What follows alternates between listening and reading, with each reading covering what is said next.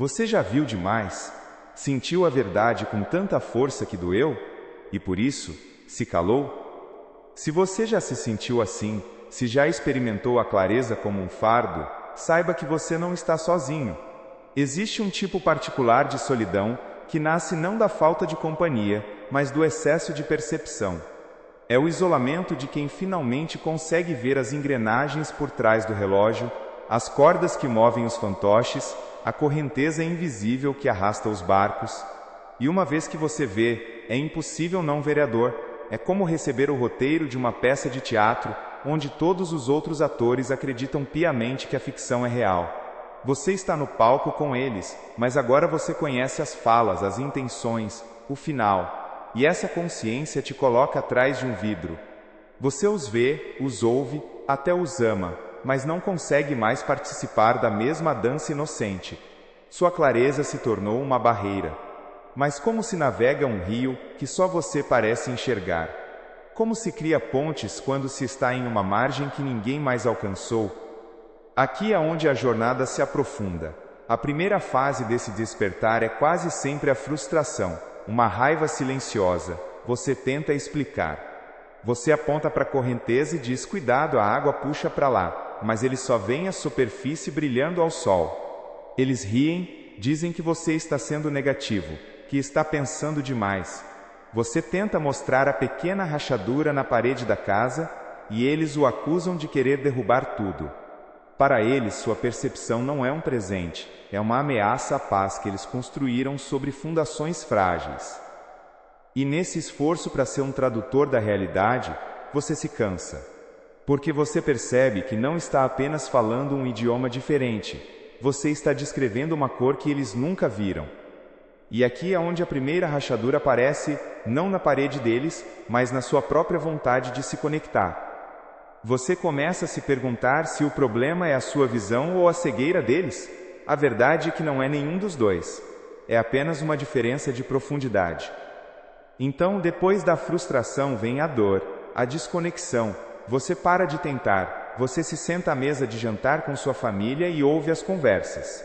E você vê a necessidade de aprovação por trás da piada do seu tio, vê o medo da escassez na preocupação da sua mãe, vê a busca por identidade na nova paixão do seu primo. Você vê tudo isso não com julgamento, mas com uma clareza que dói. Dói porque você não consegue mais participar do drama superficial. Você responde, sorri, acena, mas por dentro você está em outro lugar. Você está no lugar que observa. Os antigos místicos chamavam isso de a noite escura da alma, mas no nosso mundo moderno ela se parece mais com um deserto social. Você está cercado de pessoas, mas se sente profundamente só. Você anseia por uma conversa que vá além do roteiro, uma conexão que não exija que você finja ver menos do que vê. E a tentação de se retirar completamente se torna imensa. De construir um forte ao redor da sua percepção e simplesmente observar o mundo de uma distância segura. Mas aqui é onde o perigo real se instala, a verdadeira maldição em potencial. O perigo é o cinismo, a arrogância sutil daquele que sabe mais. Quando a dor da desconexão não é processada, ela pode azedar e se transformar em um sentimento de superioridade. Você começa a ver os outros não como pessoas em diferentes estágios de suas próprias jornadas, mas como ignorantes, como ovelhas. Você se esquece que, não muito tempo atrás, você também só via a superfície do rio. Você se torna o guardião amargo do conhecimento, olhando com desdém para aqueles que brincam na margem. E esse é o isolamento final. Não é mais um vidro que te separa, é um muro que você mesmo construiu. Você trocou a possibilidade de conexão pela certeza fria da sua razão. E o universo, em sua sabedoria, não lhe deu essa clareza para que você se tornasse um juiz. Ele lhe deu um mapa. E por muito tempo, você o usou para apontar os defeitos no mapa dos outros, em vez de usá-lo para navegar seu próprio caminho. A sabedoria ancestral, de Jesus aos mestres budistas, nunca foi sobre condenar os que não veem. Foi sobre criar um caminho para os que estão prontos para vereador, e isso começa com uma mudança radical de perspectiva. Observe o que acontece a seguir. Mas aqui está a coisa linda sobre ver a correnteza. Aqui está a virada. Sua clareza não é uma maldição. Ela nunca foi. Ela é uma ferramenta de navegação. Por um tempo, você achou que sua tarefa era gritar para os outros barcos: "Virem! O perigo está ali! A cachoeira é logo à frente!" Você tentou ser o reformador, o salvador, o despertador, e você se esgotou. A verdadeira transformação acontece quando você percebe que sua tarefa não é mudar o curso de todos os outros barcos. Sua tarefa é pilotar o seu com maestria. Sua clareza sobre as correntes ocultas do comportamento humano, das dinâmicas de poder, dos jogos emocionais, não é para que você acabe com o jogo. É para que você possa jogar de uma forma que não gere mais sofrimento para você. Você vê o redemoinho do drama se formando em uma conversa e, em vez de mergulhar nele para tentar salvar alguém, você desvia suavemente. Você sente a corrente da manipulação vindo em sua direção e, em vez de lutar contra ela, você ajusta suas velas e usa o vento a seu favor, se afastando com graça. Você não se torna passivo, você se torna estratégico. Você não se torna cínico, você se torna seletivo. A sua energia, antes gasta tentando convencer os outros, agora é usada para cultivar seu próprio jardim, para fortalecer seu próprio barco. Você aprende a arte do silêncio sagrado. Não o silêncio da resignação, mas o silêncio de quem sabe que certas coisas não precisam ser ditas. Você oferece sua perspectiva apenas quando pedem, e mesmo assim com a leveza de quem oferece um copo de água, não um oceano inteiro. E algo mágico acontece. Ao parar de tentar mudar os outros, você cria um espaço de paz ao seu redor. E as pessoas, mesmo as que brincam na superfície, sentem esse espaço. Algumas se sentirão atraídas por ele. Elas virão até você, não porque você gritou, mas porque sua calma é um farol. E então, a conexão que você tanto buscava acontece. Não em massa, mas uma a uma. De forma autêntica, profunda. Você não precisa mais do roteiro, porque você aprendeu a improvisar a partir da verdade. Dê a si mesmo a permissão para parar de ser o salva-vidas do mundo.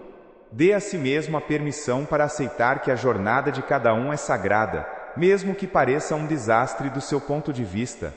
Sua responsabilidade não é com o rio inteiro, é com a integridade da sua própria embarcação. Se você é aquele que vê o fundo do rio, entenda que essa visão não é um fardo para carregar, mas uma bússola para guiar. Use-a para encontrar as águas mais calmas, para apreciar a beleza das profundezas que outros temem, e para ancorar em portos de paz genuína. Sua clareza não é uma maldição que o isola do mundo, é a âncora que o firma na verdade. E a partir desse lugar de paz inabalável, você não apenas observa o rio, você se torna o oceano silencioso que o acolhe.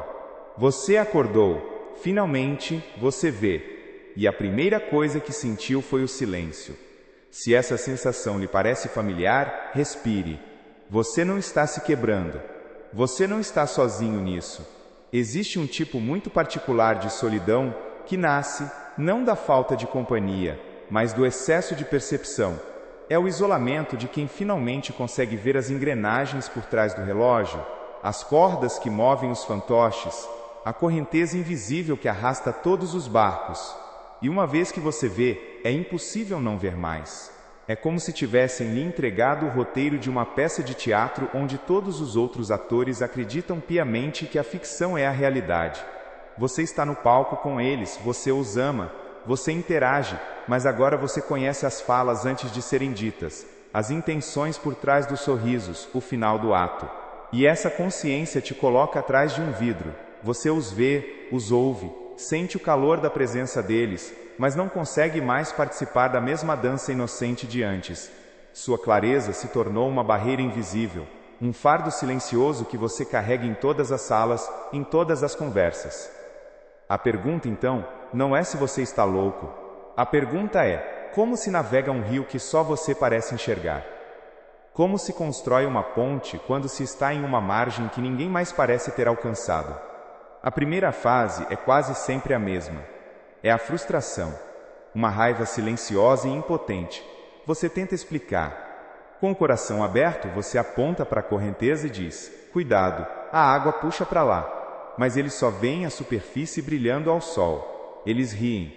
Dizem que você está sendo negativo, que está pensando demais. Você tenta mostrar a pequena rachadura na parede da casa, e eles o acusam de querer derrubar tudo. Para eles, sua percepção não é um presente, é uma ameaça à paz que eles construíram sobre fundações frágeis.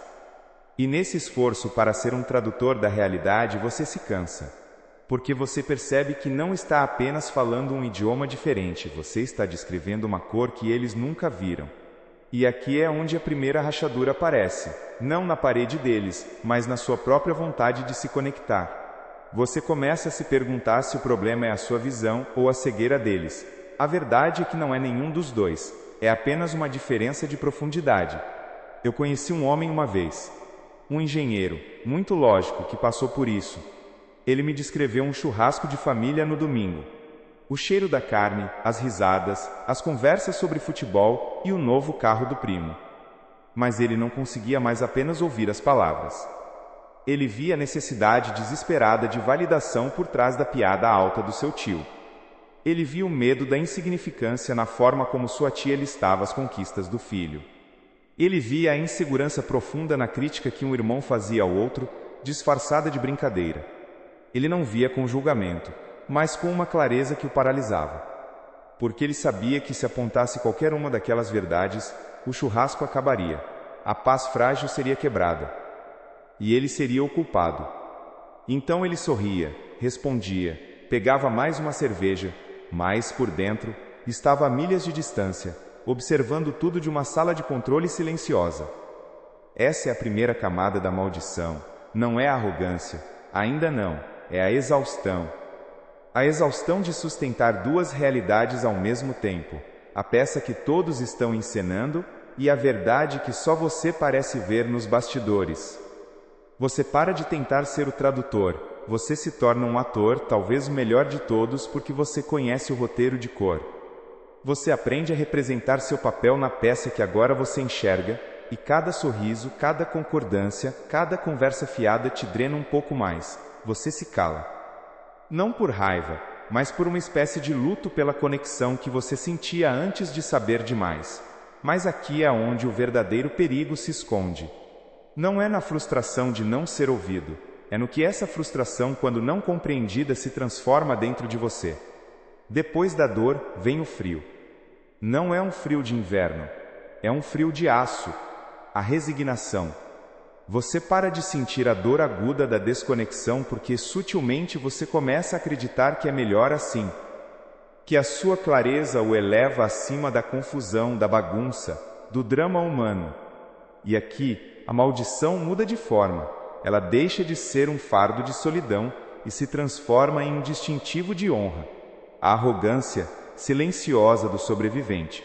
Você não diz em voz alta, talvez nem admita para si mesmo, mas um pensamento se cristaliza no fundo da sua mente. Eu vejo. Eles não. Eu entendo. Eles não. E com esse pensamento você começa a construir uma torre na margem daquele rio da vida. Agora, observe o que acontece. Você sobe para o topo da sua torre. A vista é impecável. De lá, você vê tudo com uma clareza divina.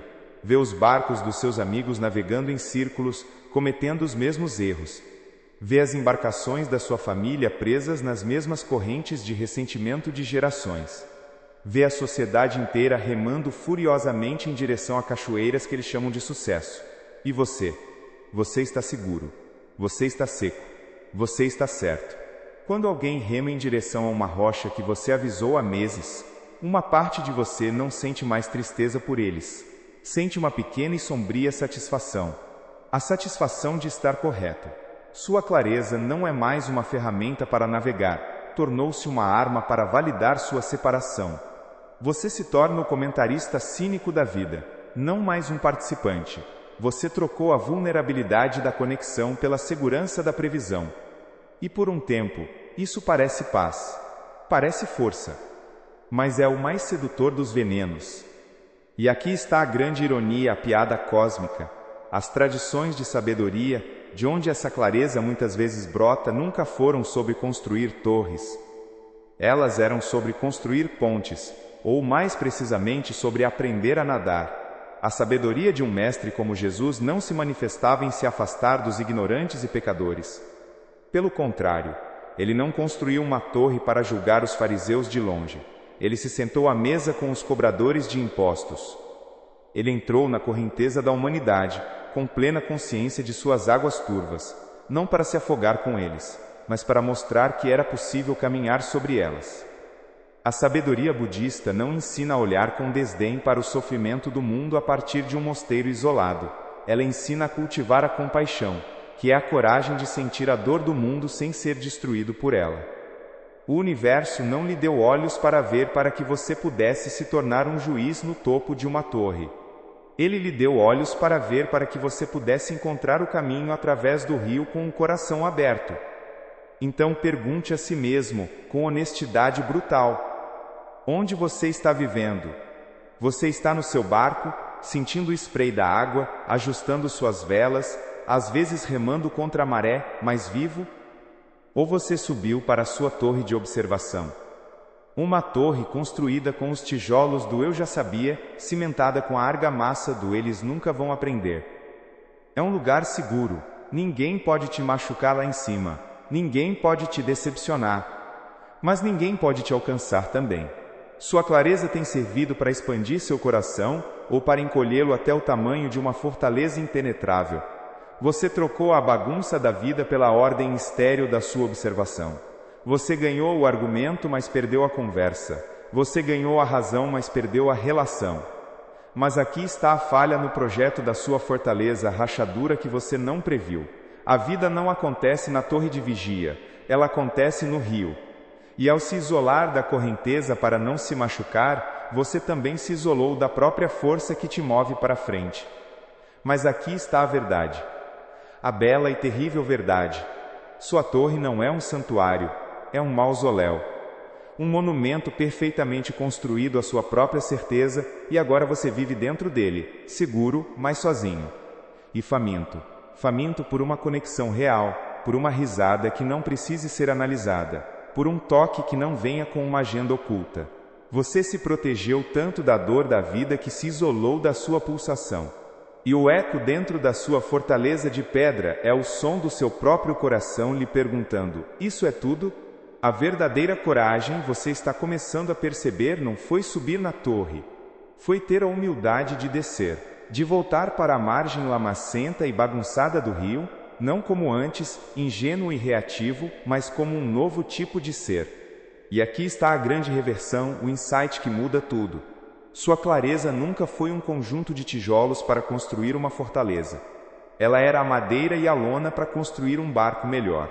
Por todo esse tempo, você usou o dom da visão para se separar, quando na verdade ele era uma ferramenta de navegação. Ele foi lhe dado não para que você pudesse julgar os outros barcos, mas para que pudesse pilotar o seu com maestria. Você não precisa mais ser arrastado pelas correntes que agora você vê tão claramente. Você vê o redemoinho do drama familiar se formando em uma conversa, e em vez de mergulhar nele para tentar salvar todo mundo, ou gritar avisos de cima da sua torre, você desvia suavemente o seu leme. Você sente a correnteza da manipulação sutil vindo em sua direção, e em vez de lutar contra ela, ou se ressentir dela, você ajusta suas velas e usa aquele vento para se mover em uma direção diferente, com graça e sem alarde. Isso não é passividade. É poder silencioso. Isso não é desistência, é discernimento estratégico. A sua energia, antes gasta em frustração, em análise cínica, em sustentar os muros da sua torre, agora é liberada. Liberada para quê? Para navegar. Para sentir o sol no seu rosto, para consertar os vazamentos no seu próprio casco, para traçar um curso em direção a águas que te nutrem. Sua tarefa não é gritar para os outros barcos sobre a cachoeira à frente. Sua tarefa é pilotar o seu com uma maestria que talvez um dia inspire alguém a olhar para as próprias velas. O mundo não fica mais silencioso. Você é que aprende a ouvir a música sob o ruído. E pela primeira vez, você não está mais olhando para o rio, julgando suas águas. Você está dançando com ele. Então desça da sua torre. Lentamente, dê a si mesmo a permissão de abandonar o mapa e sentir a água nos pés. Sua clareza não era para lhe dar todas as respostas. Ela estava ali para lhe ensinar a viver com as perguntas, em paz. Você não recebeu uma visão aguçada para se tornar um crítico da peça da vida. mas para se tornar um mestre da improvisação. Para dançar entre as cenas com uma graça que só é possível quando se sabe que nada daquilo é pessoal, é apenas a correnteza, e você aprendeu a não lutar contra ela. Você aprendeu a usá-la. O silêncio que antes parecia solidão era, na verdade, o som do seu próprio centro se firmando. A desconexão que você sentia não era um afastamento da vida, mas um afastamento do drama, e essa é uma distinção crucial. Você não desistiu das pessoas, você desistiu da necessidade de que elas fossem diferentes do que são, e nesse espaço de aceitação, algo milagroso floresce. A conexão que você tanto buscava retorna, mas de uma forma nova. Não é mais uma conexão baseada em acordos superficiais, mas em ressonância profunda. As pessoas certas, os barcos certos, começam a aparecer na sua correnteza, atraídos não pelo que você diz, mas pela paz que você emana. Por muito tempo, você pensou que sua tarefa era construir o barco mais forte para navegar o rio da vida, mas a verdadeira paz não está no barco. Ela está em perceber que você não é o navegador, você é o próprio rio, e um rio não julga as pedras em seu leito, ele as contorna. Ele não luta contra suas margens, ele as molda com o tempo.